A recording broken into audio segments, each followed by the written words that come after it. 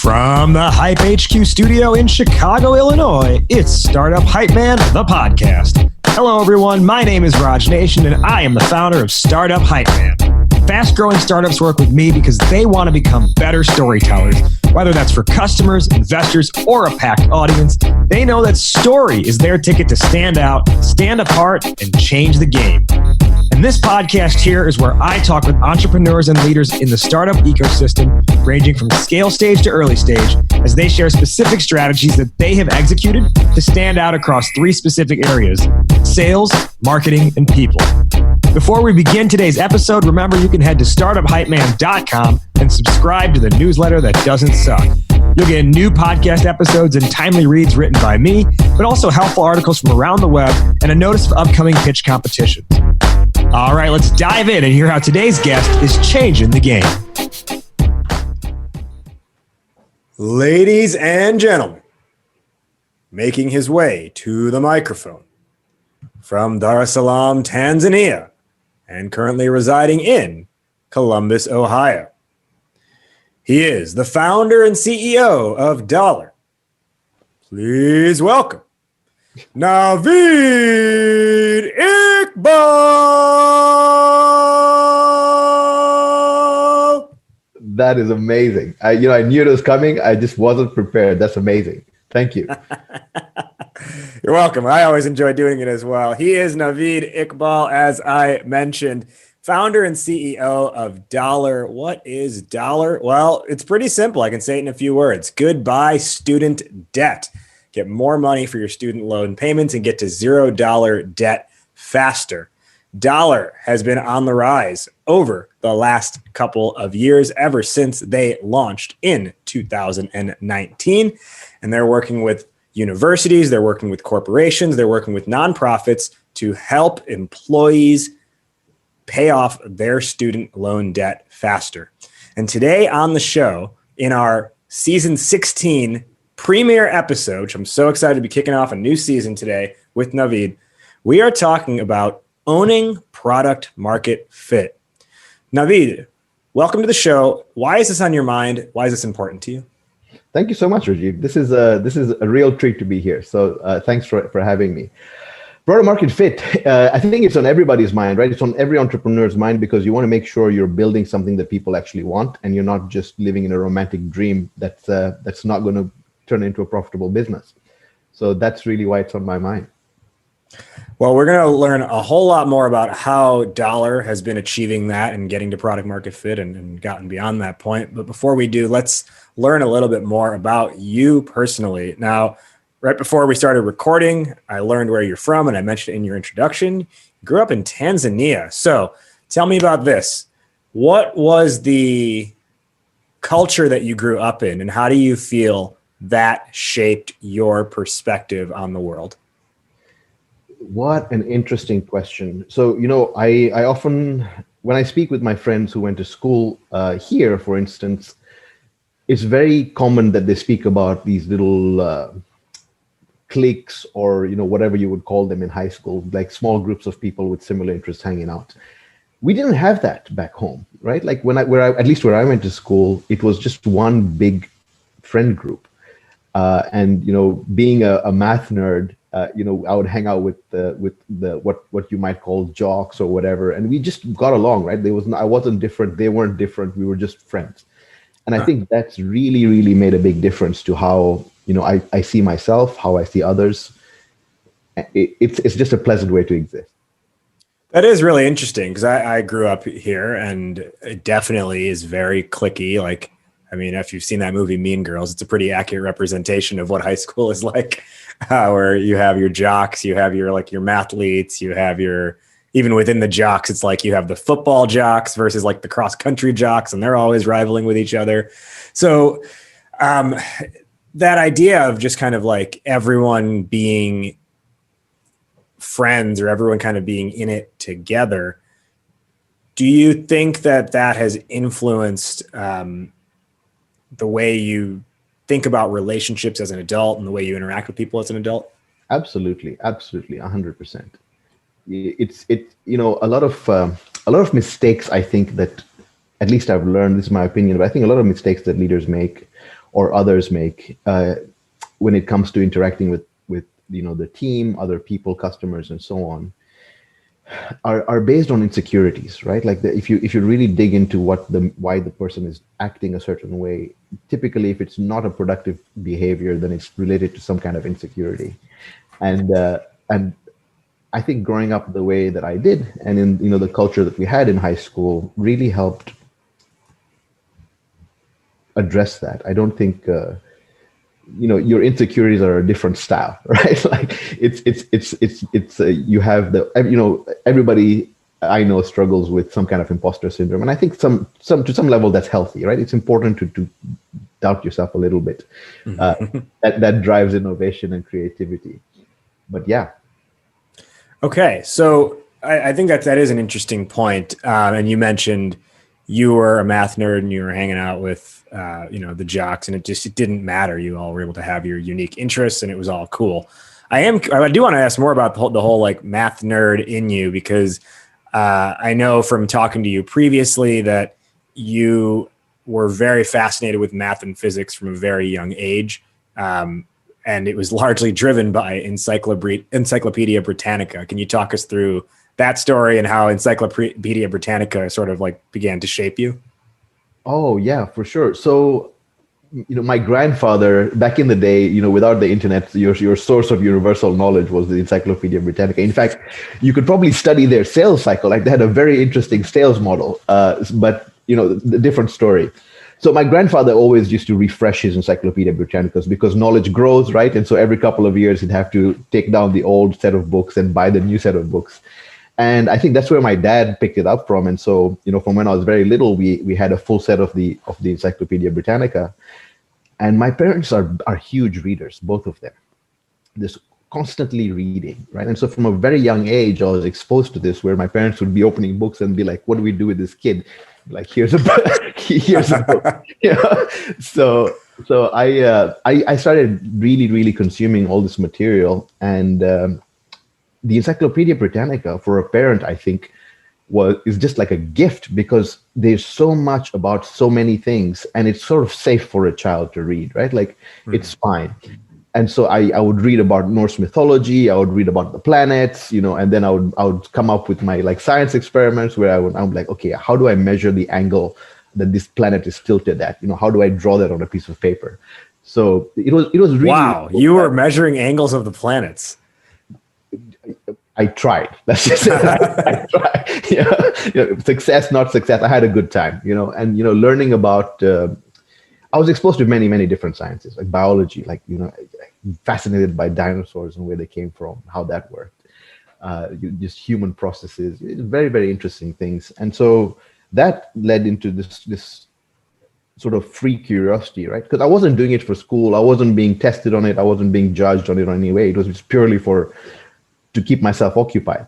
And so this helped me, be really curious about other things and understand that process of curiosity by failure.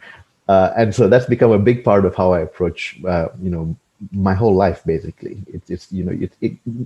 A lot of people talk about constantly learning, but unless you're very intentional about it, those are just words. They mean nothing. Right? And so you have to be adjusted as you go. Yeah. That's a really interesting point that you make. You have to be intentional about the learning. Otherwise, I mean, I guess you could just be a sponge and soak in things, but I feel like if there's no like particular direction for it, then you'll be a smart person, but with no direction. Yeah, like a trivia machine, basically. It's like what? Yeah, so you could probably win Jeopardy, which has its merits, right? You can make a lot of money if you win on Jeopardy.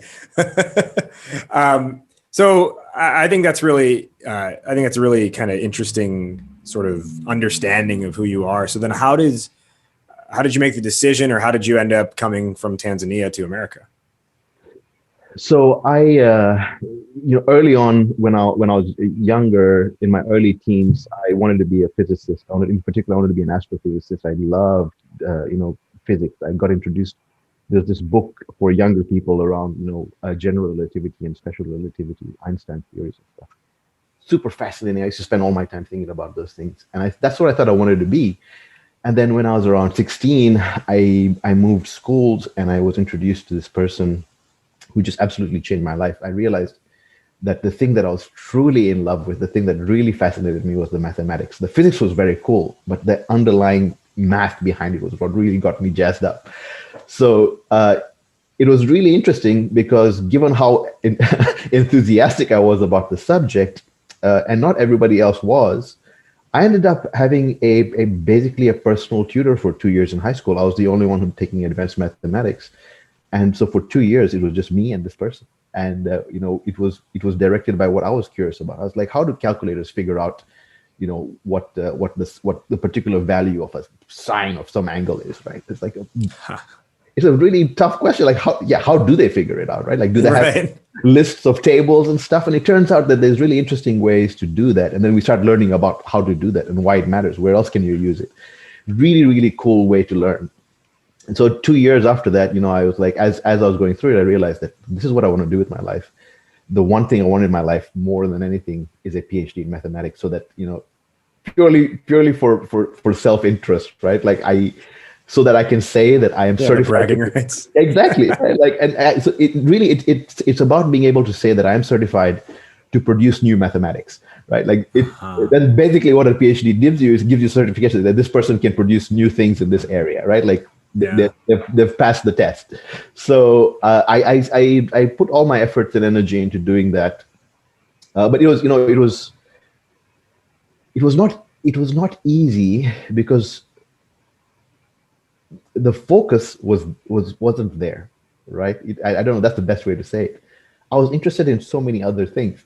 Like I wanted to be really good at math, but I'm so fascinated by economics. I'm so fascinated by finance. Oh, I love business. I should read the psychology book. All of these things, right? And so you ultimately you're not as good at any one thing, but you learn a lot of things about a lot of other things. And at the time it did feel like that, but then what I realized is that I had really done myself a great favor by exposing myself to those things, because further on, when I was required to do even deeper thinking, during my master's and my PhD, all that other stuff that I had learned really helped me approach things in different ways. And I think it's a really good thing. I think I give credit to the American university system for exposing you to those kinds of things. In the beginning, I was like, why am I wasting my time in a freaking comp and red class? Right? Like I know how to do it. Like I comprehend, but it's that exposure is crucial. In other places you go directly into whatever your subject matter is, and there's value to that. You become an expert very quickly. But exposing yourself to different kinds of thinking, I think is fascinating. It's amazing. Yeah, it's actually how, one of those random like prereqs you have to take that I had to take in college was some type of like art class. And so I took an animation class my freshman year, which then led me to say, you know what, I want a minor in graphic design. And so that's what I ended up getting. My minor in my undergrad degree was in graphic design. And I even knew, I was like, because I knew very early on, I was like, I want to get into marketing. And I never had an intention that I'm going to become a professional graphic designer. I was just saying to myself, hey, now that I've been exposed to this through this, animation class, I think it would, I want to be able to understand design language and speak design, because there's probably going to be instances that come up in my career where I'm going to need to like talk to someone about how to create something. And I want to be able to speak on their level, not have to like, not feel like I'm behind in that sense. And so I think that's to your point. Yeah. Like having to take like the random classes sometimes are what piques, points of curiosity you otherwise wouldn't have known existed. And then, rounds you out in a certain way that you wouldn't have otherwise been rounded out. Completely agree. Couldn't agree more. Now so you end up getting, your career launches in data science. Can you walk us through how does Dolr come into your life? Like, how do you go from being like the head of data science at Rove? How do you go from being data scientist at JP Morgan to then being like student loans and entrepreneurship? I've always known that at the end of the day, I want to do something on my own. I want to help people in my own individual way. And, we go through these journeys. It's important to be humble and modest, right? Like you can't come out of college, or some people can, right? But like for me, I was like, if I come out of this and I want to go and start something, it's going to take me so much longer, and I'm going to have a lot more of lows than highs if I'm just trying to do this completely by myself with no experience, no exposure to other ways of thinking. So I knew I want to go put some effort in. I want to go work somewhere. I want to see how these things work. How do people approach these problems? There are really smart people in this world. We go to college to learn about other people's experiences, right? And there's generally when we learn, we're doing it that way. So starting off, as my life as a data scientist, I was very lucky. I was very, very lucky. I got a job at Chase pretty early, after my master's. And it was really fascinating. We were working in consumer risk. So very, very interesting things on the front line of fraud. And then I went back and I finished my PhD, and I was fortunate to get hired back at Chase, but then a different team. But this team was on the product side, right? And the product side team was thinking so differently. In fraud, we were like, how do we stop this loss like immediately? How do we X-nay this real quick? But on the product side, we're like, how do we maximize the consumer experience, right? Like, yes, how do we make sure, even if somebody has had account compromised, there is no feeling worse in the world than if you try to get your money when you know that somebody has had access to it and you can't do it, right? Like, it's a horrible feeling.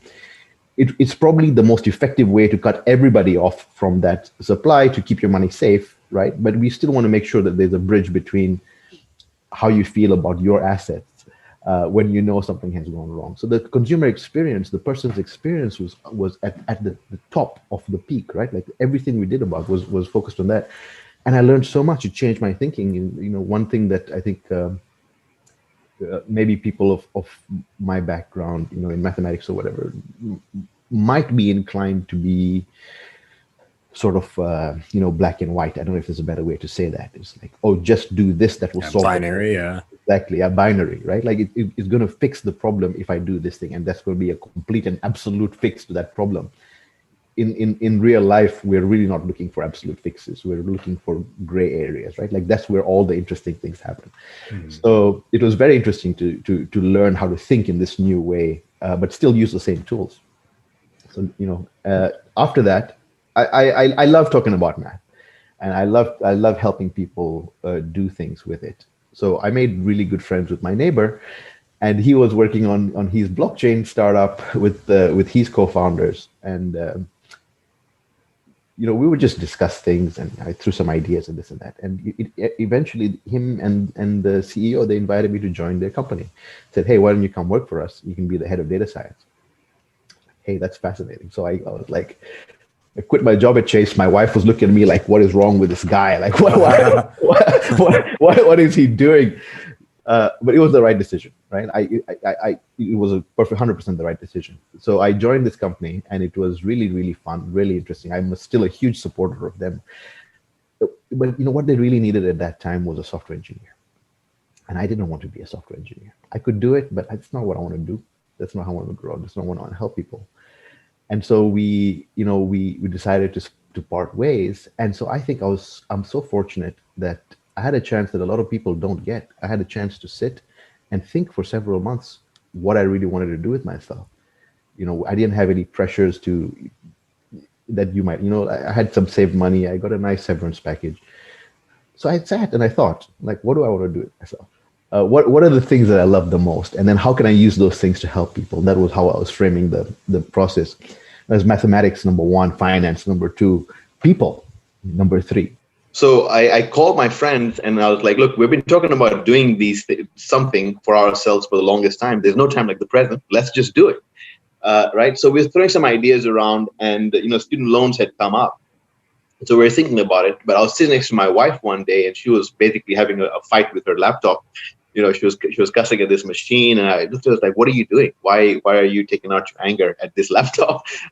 So turns out she was paying her student loans, and it really clicked. I'm like, there's a huge problem here. Even when somebody has the intent to go and do the right thing, they still struggle, right? Like, it's an awful experience. And not only that, there is a fourth thing on the list, education, right? I'm super passionate about education. I love it.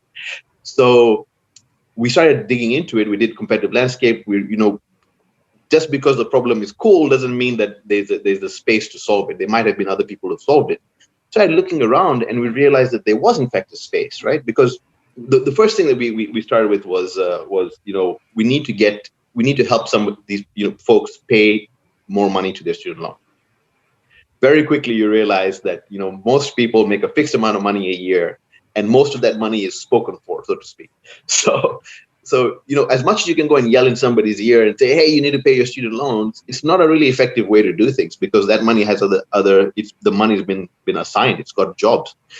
And I would say, this isn't really a phrase, I don't think, but the way I think about like debt psychology is, even if you know that you have debt, it exists, it's not something you want to look at, and I think about myself, in earlier times in my life when my bank account was really low, some of those low points of entrepreneurship. And even though your bank account's low, it's the one thing every day you want to avoid logging into, because there's certain pain associated with it, or it's truly confronting the reality that we just don't want to do. And so I think that's probably also part of this case, right, with student loan debt, which is it's there, it's massive in most cases, but it's also the thing that you're just well, let me look at that tomorrow. 100%. There's a lot of apathy around debt, and in student debt in particular, people just feel like they can't do anything about it. And so you're 100% right. That's absolutely right. 100%. Okay, so you start creating Dolr then, and as we talk about owning product market fit, you guys get off the ground. Let's do this first. Can you just give our listeners a little clearer understanding than what I gave in your introduction on the mechanism here that Dolr pushes into the market to be able to help people pay off their debt? Sure. So going back to the fact that most people make a fixed amount of money a year, we realize that the problem we want to solve is money. How can we get more money for this person to put towards their student loans? And so when you start exploring other sources of money, the employer is a very obvious solution, right? Where can I get additional money from an employer? Because the employer has an incentive to give that money, right? The people already do tuition reimbursement. There are existing student loan benefits.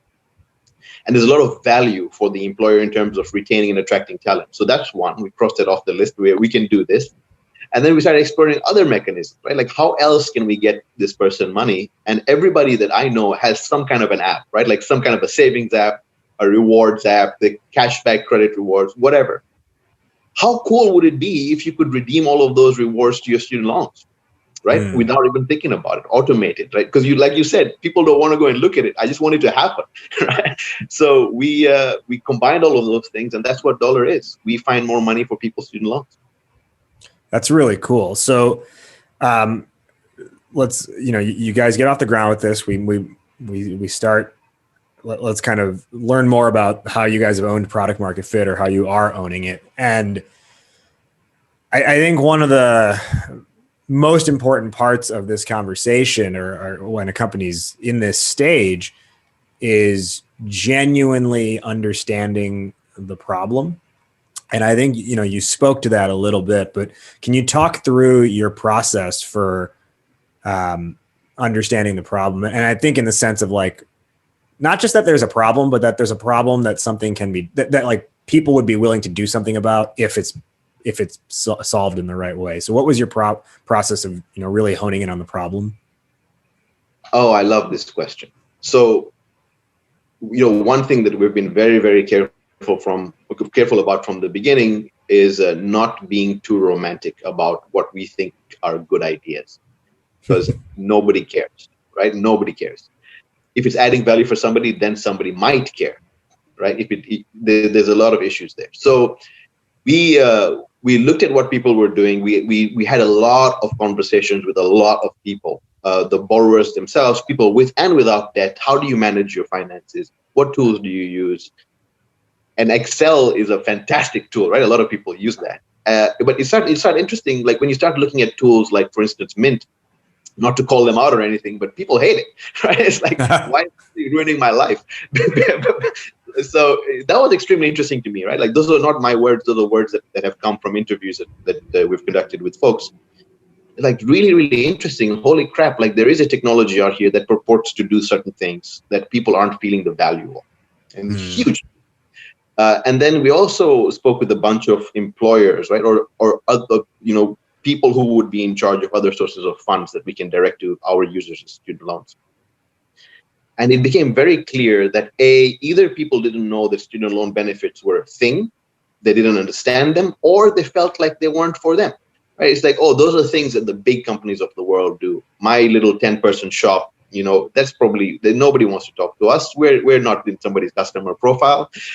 And so all of these were really interesting data points. The more we spoke to people, the more we realized that there was, in fact, a room in the market for us. And in fact, a very, very big room in the market for us. So we started digging into that further, had a lot more conversations, started iterating on what the product should look like. What are the things that these people actually care about, right? And attracting and retaining talent are problems for basically all employers, right? So, but engagement is another one that's very difficult to measure. When you look at smaller businesses, though, they have a huge incentive. They really, really want to help their people. They have closer relationships with them. They understand the pain. They understand the struggles. They know the sacrifices folks are making because of the student loans firsthand. And so, we just had to build it. And we had to build it in a way that was easy for them to understand and use. We're still doing that, right? Like, we're still in the process of iterating on what is that perfect setup for somebody. So it's just, ultimately, it comes down to asking questions and then being really honest with yourself about the answers, because sometimes you don't like the answer, right? Like, we're human beings. We're like, this doesn't meet my expectation of reality. Boo, So, but it's very important to align those things and be honest with yourself. And so, for us, our approach to product market fit starts with conviction. So when it comes to product market fit, we know that not only do you have to build something that people want, but you have to build it in a way that they find convenient to consume. Right? That's across the board. So it's very, very important when we think about these things. For us, product market fit is all about asking questions and then being really honest with ourselves about how we learn from the answers that we get. Because a lot of the times, we're human beings, so sometimes you get answers you don't like. It doesn't align with your notion of reality, and so we want to make sure that we're accommodating for that bias and really understanding that what pains the people are communicating, right? Like, what is actually wrong with this thing? It might not be what we started off to solve. There may be another pain that's actually the problem. And so it's been really interesting for us to try to go through that process across all these people that we speak with and connect the dots between the pains, right? Like, how can we connect the dot for the person who owns the loans, the person who's making the payments, and related to the employer who hires them, right? Like, how does that translate to a pain for the employer? So really interesting. And so that's what we've been doing, right? We go, we learn, we ask questions, we build stuff. We're almost always 100% embarrassed of what we release because it's just not there. But the great thing is that we don't do too much work that people don't like, right? People will say, I don't like this thing about this. And then we go and really drill into why don't you like that thing? What was wrong with the process? Did we give you enough information? Maybe we gave you too much information. Maybe we were condescending and we didn't intend to be, right? Like, that's one thing that we're trying to be really, really aware about. So just asking questions and being truthful with yourself about what you learn, I think, is a very important aspect of what we do. Well, in that asking, in that learning process, let's call it, you're gathering all these different pain points.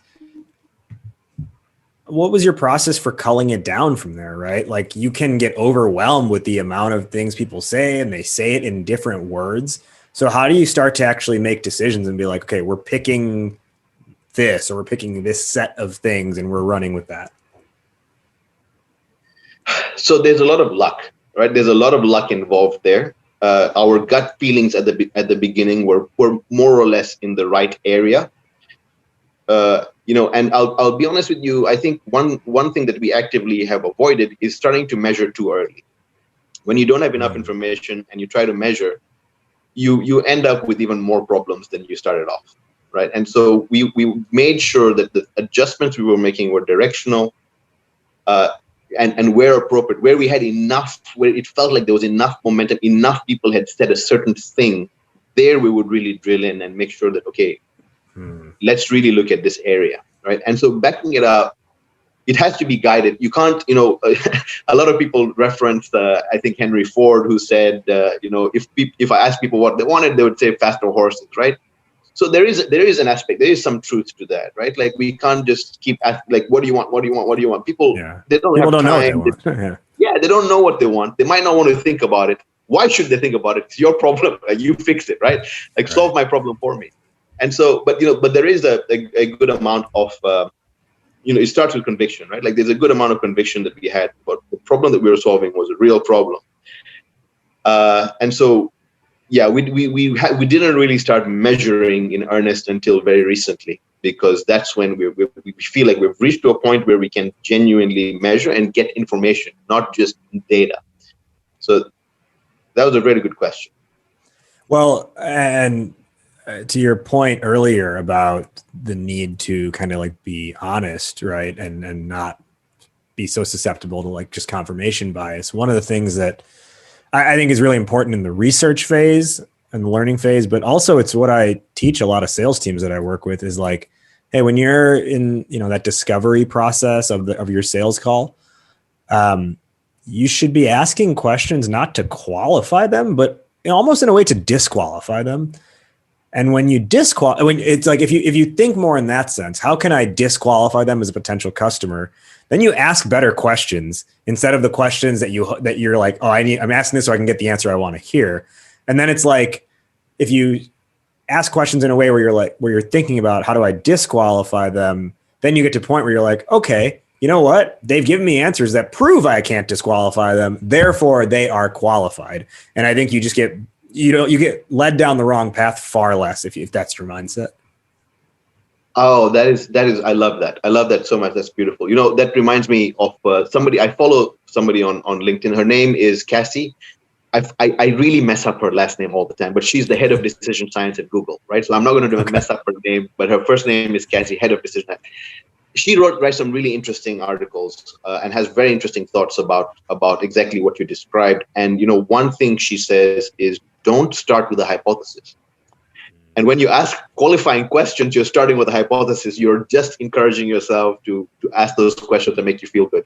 So I love that so much. Very interesting. I like that take. Don't start with a hypothesis. Yeah, and I'll tell you the way I see it manifest, and I'm often coaching people on or off of is like, and I'll bring it back to like a demo or a discovery call for practicality's sake, but like, one of the things everyone needs to, they need to figure out like timeline, right? Like what's your decision timeline for this? And it's great to ask a question around that, but what you'll find is most people will say like, oh, like they'll literally ask, what's your timeline for this? Or when do you want to move forward with something like this?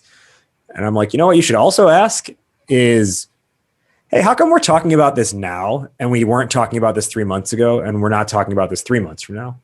Like, a question like that susses it out a little bit more. And then even when they say that, you're like, okay, well, and what happens if this doesn't go through? And now it's almost like you start asking like the reverse question to like try to prove to yourself that there is actually not a business case here. And if they answer favorably, then you're like, okay, there is a business case. That is so fascinating. And I'm making some very furious mental notes right now because I absolutely love that. I absolutely love that approach. You're absolutely right. Why are we having this conversation now? Such an interesting because you get real answers then, right? You don't get like and you'll find out like, oh, well, I don't know. We just thought we'd explore because your email sounded interesting. Or, well, so-and-so in this department has this thing that's launching and we need to get something ready by that launch. And now you've got an anchor event to build your entire like conversation around, as opposed to just kind of being like, oh, well, they told us June. So June, and then June, hey, how come you haven't done anything yet? Well, I don't know, So anyways, part of this learning phase, and really a big part of this is understanding problem, as we've talked about. And I want to get your take on this. I've asked previous guests this question. I want to hear what your response is. I often think there's like a misunderstanding of product market fit. And I almost think like the way I like to look at it and the way I think more people should look at it is it's not so much product market fit as much as it is problem market fit, or at the very least problem product market fit.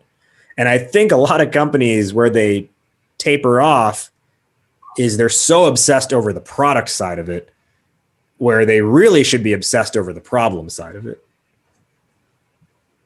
I agree with you 100%. And, you know, again, these are manifestations of insecurity, in my opinion, right? Like, it's very easy to go and sit in a room with the rest of your team and say, look at all these shiny things. People are going to love it. You know, it's like super easy to do that. It's much harder to go and show it to somebody and say, why do you hate this? Right? Like, so I 100% agree with you. The problem is what drives the product. The product is just a means to you know, an end which would be solving somebody's problem.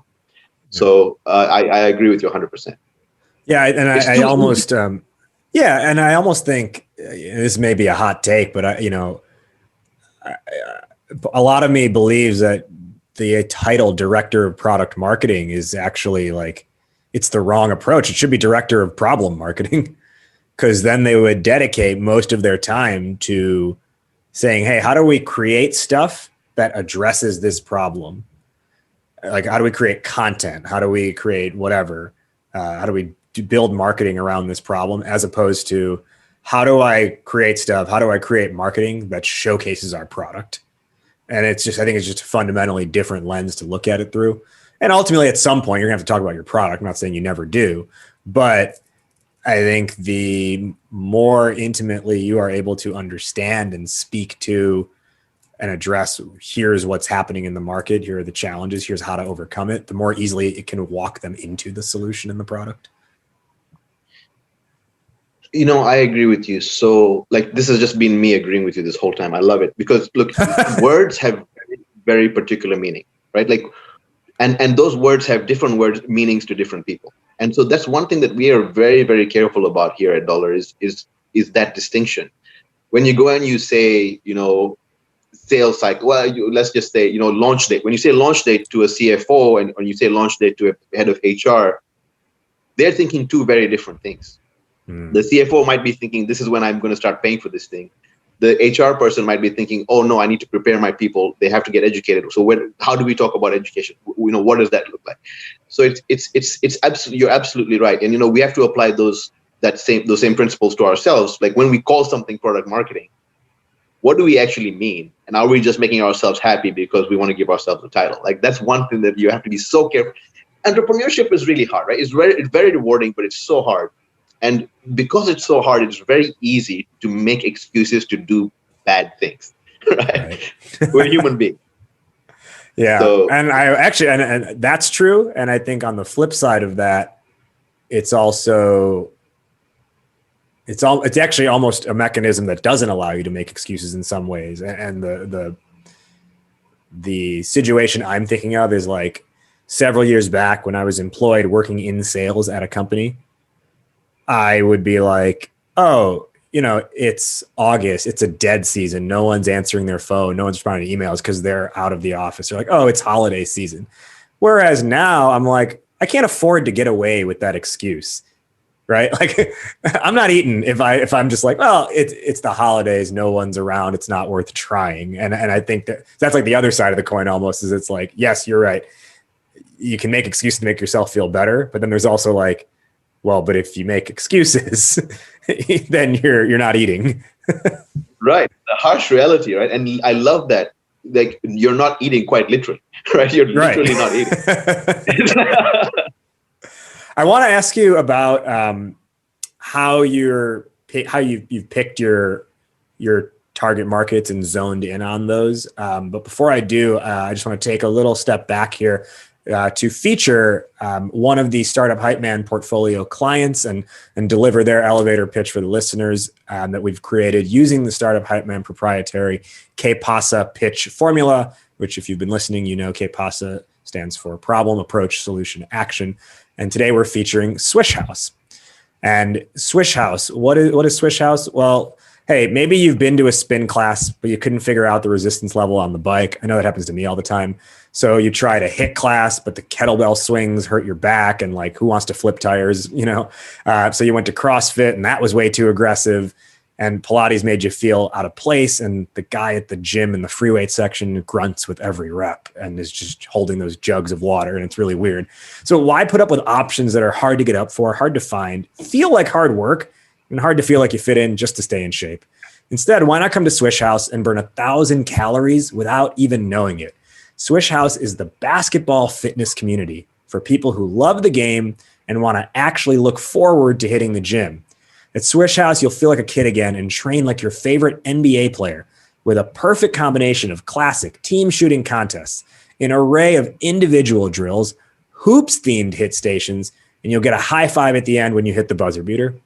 Look, we all know there's no better shape than basketball shape. So whether you played on your driveway, whether you played in college, or you just like to shoot around, make Swish House your new home. Try Swish House out today for just a $9.99 first class, $9.99 first class, and ditch the treadmill for good. Head to swishhouse.com to get started. Today, we're talking with Naveed Iqbal, the founder and CEO of Dolr, the student loan debt repayment platform. And we're talking about owning product market fit.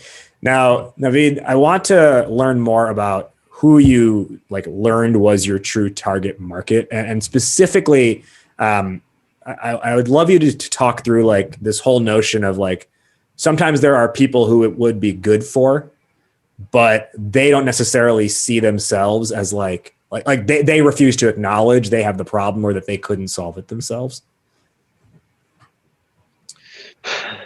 This is such an interesting question, right? And the problem is one thing that's equally, or maybe, one thing that's very important, almost as important as the problem itself, is looking at your resources now. What can you do to solve this problem right now? And sometimes that means helping the person who's already helping themselves accelerate that.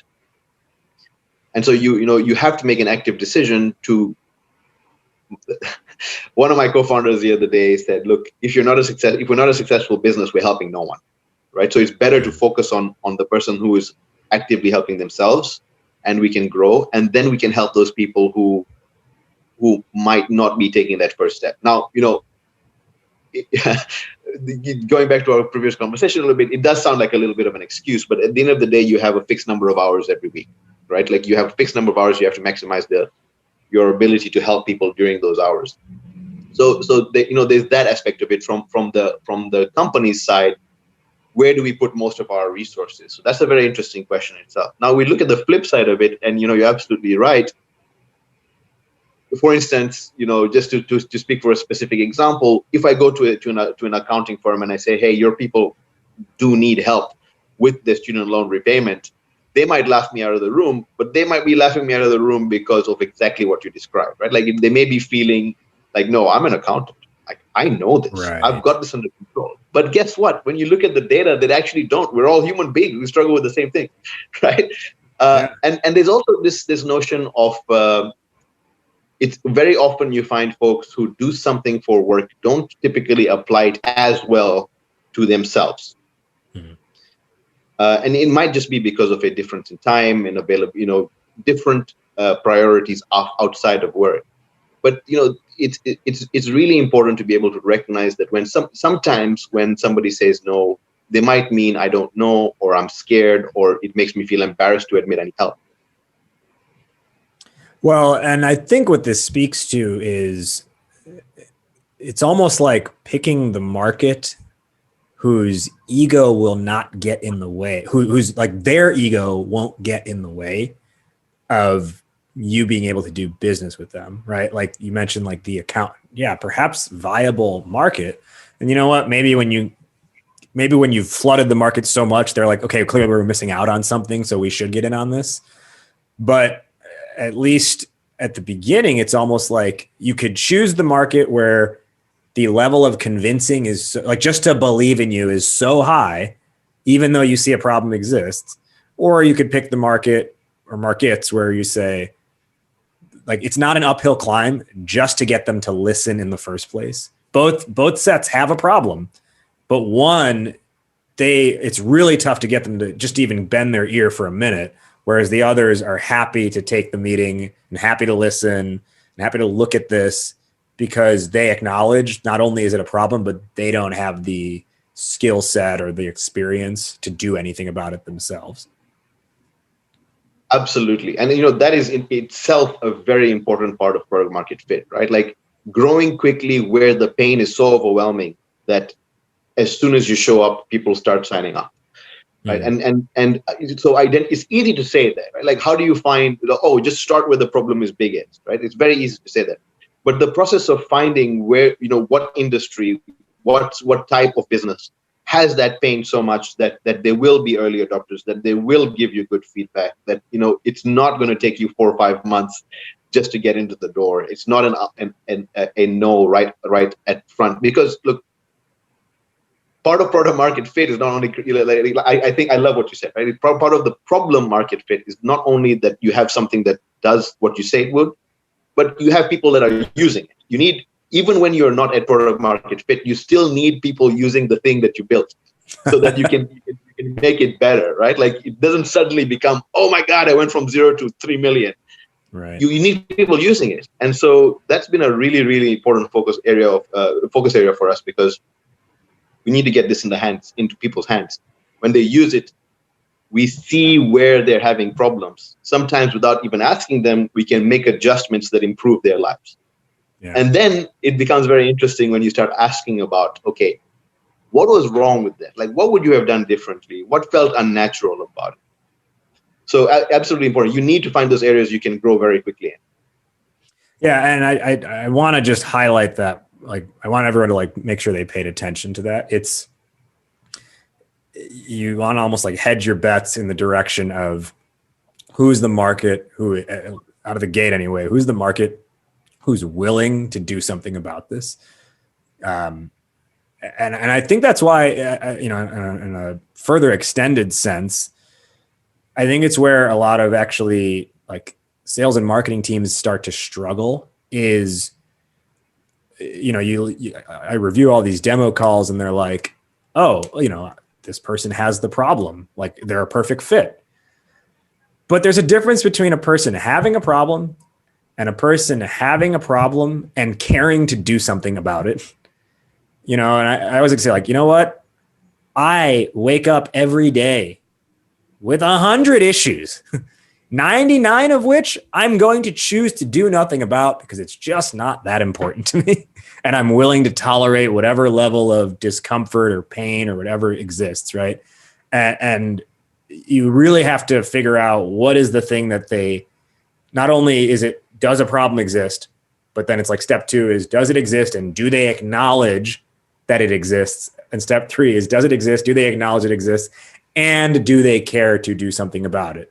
And in your case, it's like, hey, why focus on these, I don't know, maybe like financial advisors, or why focus on these accountants who seem like seemingly great fit, but what's getting in the way is them saying to themselves, no, I should be able to figure this out myself. It will look bad. It will reflect poorly on me if I were to take in outside help for this. So I think that's just, it's just like preeminently like important that I think I want everyone listening to make sure they understand that point, because it is so significant to really, really break through in your market. Because I think market selection is a big part of this. And it takes a lot of work to find, right? You're like, we failed a lot. We're finally at a place where we have 2 areas where we're finding good success quickly. But it took a lot of no's and a lot of trying and iterating on a message for us to be able to even get those people there, right? So you just have to keep adjusting. If something's not working, then it's better to stop quickly and adjust and try something that might work. And we've done thousands of those experiments over the last 15 months. And they could be micro experiments, right? Like you make micro decisions every day. Like, do I say hi or do I say hello? That's important. But are you going to spend an hour thinking about that? No. Why? Right? Like, why would you do that? And that analogy extends to other areas that may not seem as trivial, but are equally as trivial. Well, let me ask you 2 more questions and then we'll begin our wrap up. So on that idea of like the experimentation, right? It's kind of almost like this eternal experiment, but I think this ties to what you said earlier about like, hey, there's a certain point in which we start to measure. You don't measure right away. I do think there's a difference. I think what you're saying is there's a difference between like tracking and measuring. Like you're probably tracking all the way, but you don't start tracking for the purpose of like intent, but you're gathering data along the way. You're just starting to look at it in a certain way once you get to a certain point. But in this idea of experimentation, perhaps it's different for every company, but like, how do you know when you've experimented enough? How do you know when you can say, okay, this is successful or this is unsuccessful? What's like the timeline for that? Oh, timeline. I'm not sure I can speak on timeline. I do, and you're absolutely right. It's important to track. Very important. If you're not tracking, then you're not doing anything. So a lot of it, this is like so cliche because when it starts working, you feel results, right? You see it. People send you emails. People ask certain questions which you haven't been getting before, and you start seeing that. As soon as we started seeing that kind of an approach was working, then we really double down and say, okay, can we copy this approach that we took in this experiment to this other area that it wasn't working in? And sometimes that works, sometimes it doesn't, but that sort of creates a momentum that's really good for many, many reasons, for your own feelings, for the fact that people are finding your what you're doing valuable enough to respond to an email. I think if somebody responds to an email from me, it's as if they've sent me $1,000, right? Like I love it. It means so much to me. Right? And so when that happens, you just start feeling, and you have to act on it, right? You can't sit back and say, here I am, product market fit, thank you, peace. No, but we continue. You continue to refine and iterate because maybe you got lucky. Right. So then my last question before we turn to our wrap up is, how would you define product market fit is achieved when what? Like what do you say is the point? You're like, hey, we've achieved it and now we are in scale mode. So I'm going to put this in terms of a recent framework that I've read by I'm so bad at names, but this person's name is Sarah Tavel. I hope I pronounce it correctly. She's a VC. She's pretty amazing. She writes some really interesting things, but she's got this framework around, hierarchy of engagement. That's what it's called. I view product market fit as when everybody who you expect to use your thing is completing the core action, right? And so maybe everybody is like being too generous, but if a majority of folks who sign up, like if I go and I create an account, am I going through and completing my core action, right? Like when you're seeing more people completing the core action, then you are at a point where it's very interesting, and you might say that you've hit product market fit. Okay. Let's begin our wrap up. Naveed, where can our listeners learn more about you? Where can they learn more about Dolr and get in touch?